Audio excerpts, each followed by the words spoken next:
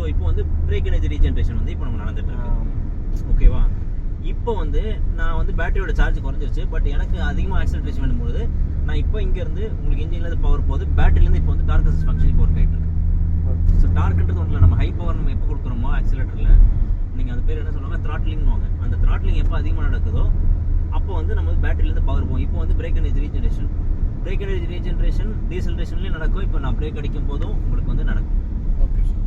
பிரேக்குன்றது gentle பிரேக்கிங்கும் வந்து ரொம்ப ஹார்ட் பிரேக்கிங் கிடையாது. ஓகேவா? ஹார்ட் பிரேக்கிங் எடுத்ததுன்னா இன்ஜினோட லோடு அதிகமாகிட்டு டக்குன்னு வந்து நின்றும். ஸோ இது நார்மலாக வந்து இப்போ வந்து நான் எவ்வளோ நீங்கள் ஃபெதர் டச்சில் வந்து இன்ஜின் நீங்கள் ட்ரைவ் பண்ணிங்கன்னா ஒன்லி வந்து பவர் இன்ஜின்லேருந்து தான் வீல்ஸ்க்கு போகும். ஓகேவா?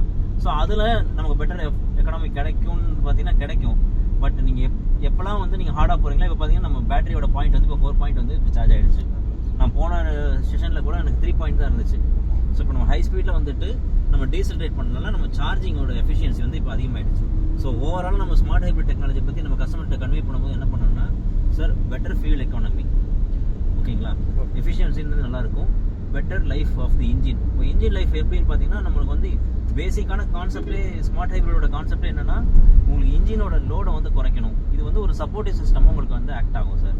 ஸோ இதை தான் நம்ம வந்து நம்ம கன்வே பண்ணணும். ஸோ வந்து லெஸ்ஸர் CO2 ஆர் கார்பன் மோனாக்சைடோட எமிஷன்ஸ் வந்து ரொம்ப கம்மியாக இருக்கும் sir when compared with the other vehicles or competition அப்படின்னு கூட நம்ம தாராளமாக சொல்லலாம். ஸோ இப்படி தான் வந்து நீங்கள் வந்து கஸ்டமர்கிட்ட கன்வே பண்ணணும். ஓகேவா?